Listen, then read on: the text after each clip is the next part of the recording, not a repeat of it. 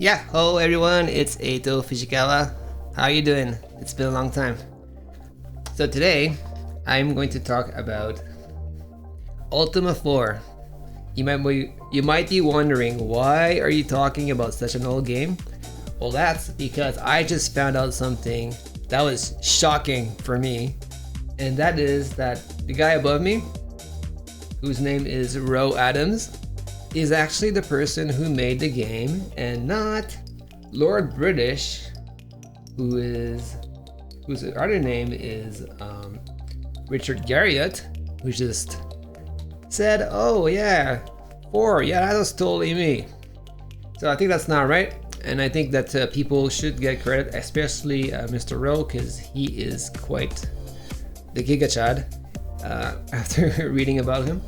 And the reason I found out about this information is because I was looking at the RPG Codex, which is an online forum where a lot of old foggies are discussing games, and especially RPGs. And I found a post in the Ultima thread by a poster called Grokken on post 1807. And he posted an article that a Japanese person called Hiromasa Iwasaki did about Mr. Ro Adams. So, just to give you an idea, so first, what is Ultima 4? And why should you care? Okay, so first, Ultima 4 was a PC game, and it's a old RPG from the 80s. It was also ported to the NES and the Famicom. So you might see the boxes are completely different, which is another story.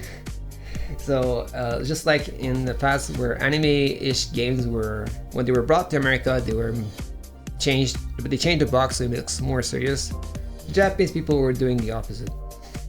They made it more anime. So, hide this. So for Ultima 4, you might not know this, but if you are interested in Japanese RPG, you should probably know that most JRPGs are based on Dungeons and Dragons, but also games that were made based on Dungeons and Dragons, which is Ultima and Wizardry. And wouldn't you know it, Mr. Ro Adams is actually involved in both of those games. So people in Japan actually know who he is. But why don't people in America know who that is? And we're gonna go through that now. So, Mr. Hiromasa posted an article, and you can also find his posts on RPG Codex. He has also posted there in the past, and he's a big fan of Ultima 4, and he was kind of shocked that such an influential game was credited to somebody who probably didn't do it. Although Lord British has been involved with the entire Ultima series from the beginning, there's probable cause that he didn't do everything by himself. Just like, there's big names in the industry and they take the credit for having basically done everything. Lord British Mr. Garriott has been using his name to try to kickstart a couple of games, which all failed spectacularly. And there might be a reason for that. So let's talk about the article. The article itself, which I posted on my Steam curator page, which is Japanese games on PC. You can also find the original one on the RPG Codex, on the Ultima thread. And this article is 19 pages long in English. In the Japanese version, which is also posted on the discussion section of my curator page, is 7 parts, I think. So I thought people might want to hear about it, because I know a lot of people might not have the time to read 19 pages. So I'm just gonna gloss over it. And if you're interested in more detail, I would definitely recommend taking the time to read the article. Okay, so first, who is Roy Adams? So Roy Adams he started his career as a game journalist back when that meant something. He was actually really good at games, and there's a couple examples that Mr. Hirosama mentions, Mr. Iwasaki mentions about him, where he would clear games very quickly and people were amazed at his gaming skills. So he's still alive, but if this was later, you'd probably be a streamer, I'm guessing. Or maybe not. Not everybody wants to show up. But anyways, he was really good at games. So I gave him a street cred, right? And so then he got involved with Ultima 3. He helped design the manual back when games had manuals and they were essential to understand the game. And then he was invited to participate in Ultima 4. The story with Ultima 4 is up until 0, and Ultima was 0, 1, 2, 3, were really big games, okay? So Richard Garriott did actually make something that a lot of people wanted, but games were more simple back then. They're a bit more like Oblivion. Oblivion was recently remastered, so maybe you know of this game, where the designers would create a world, they would put monsters, then you kill them, and then eventually the game would just end. So there was not really a story arc.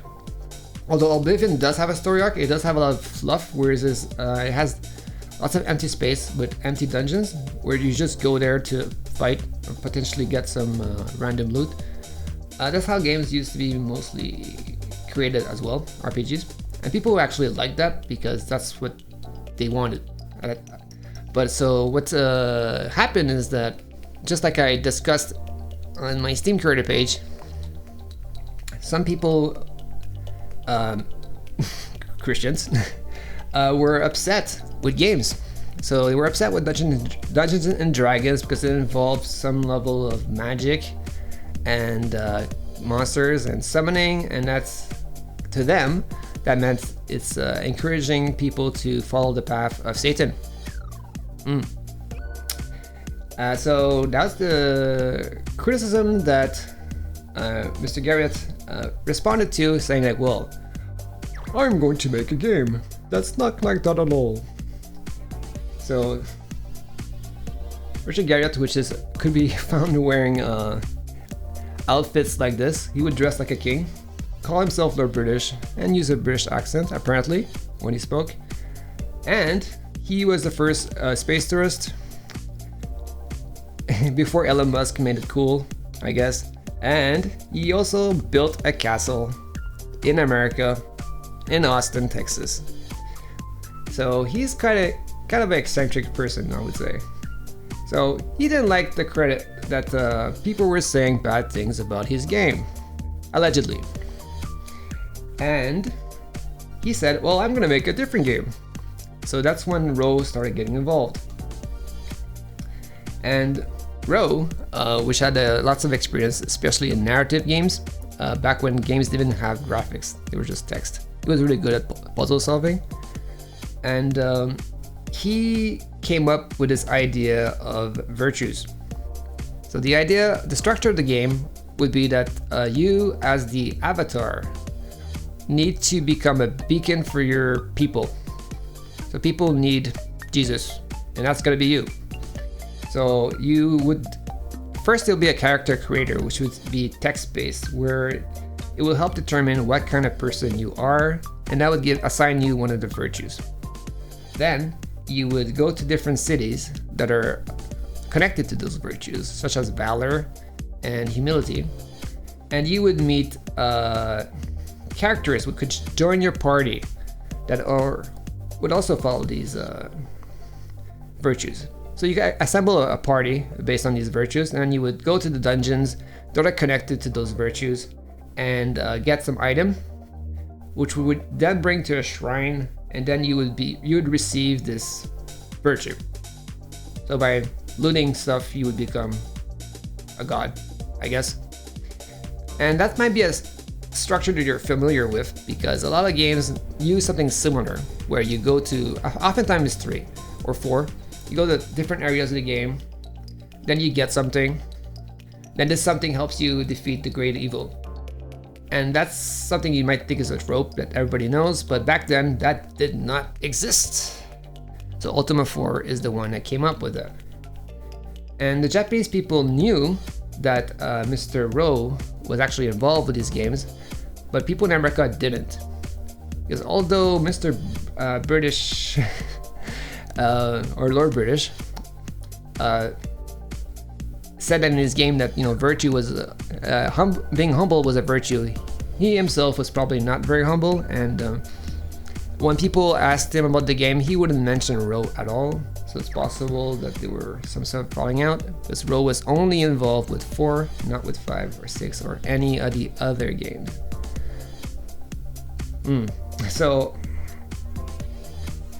the Japanese people knew this, because when they translated, like I showed before, like when they made the Japanese version of Ultima, and as well as Wizardry, which are both where Mr. Rowe was both involved, they had to talk to someone to translate the text.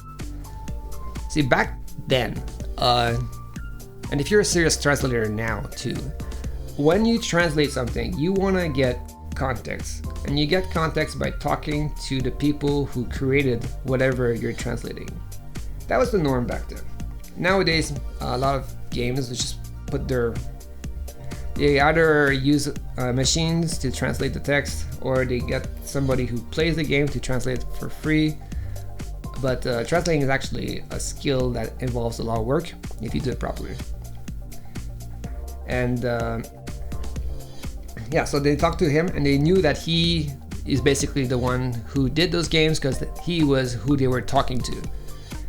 The thing that's interesting about Mr. Gigachad over here is that he also was also involved with bringing anime to America after this with Anime Ego. So actually he's like a god among otaku, I would say. And anyways, so you can read all about that in the article that I mentioned, which you can find on the RPG Codex or on my Steam curator page. And yeah, you can also learn about specific examples of how he was such a great guy and how they found out that it was him. For example, he had a Dungeons and Dragons character that he would put in the games that he worked in, which is Hawking, and he would come from the city of Scarabray. So the games that he's worked in include those things. So these are clues that tells us about him. Although Mr. Adams has since retired and doesn't seem to be seeking credit, Mr. Iwasaki believes that he should be credited, and I agree with that, and that's why I made this video. So although it has been written, I think I would like to spread the message to make sure that he gets the message, he gets the credit that he deserves, because as anybody who's really into games, like you can see that his career is basically the ideal. Although he hasn't done any streaming or done any VTubing or anything like that, he's done a lot for games, and I think it's wrong that he's forgotten, and that if anybody who's designing games now needs some advice, I think it's better to ask him rather than other people, which may have not been involved so much with the games that they've created. I hope this was informative for you, and I hope that you found this interesting. Again, if you want more details, you can open the document. You can also scan through it. It's been made into small chapters. You can check it out. 日本語で知りたいだったら日本語でも書いてます。So, ディスカッションのところに書いてますので、ぜひ見てください。So if you want to look in Japanese, it is also the blog of Mr. Hiromasa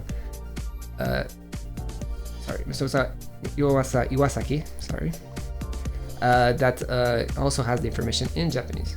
So thank you so much, and if you want to contact Hiromasa Iwasaki, he has also posted on RPG Codex. I know it's been a couple of years, but you can try yourself there, or the picture I've been showing is from his Facebook page. You can try that too.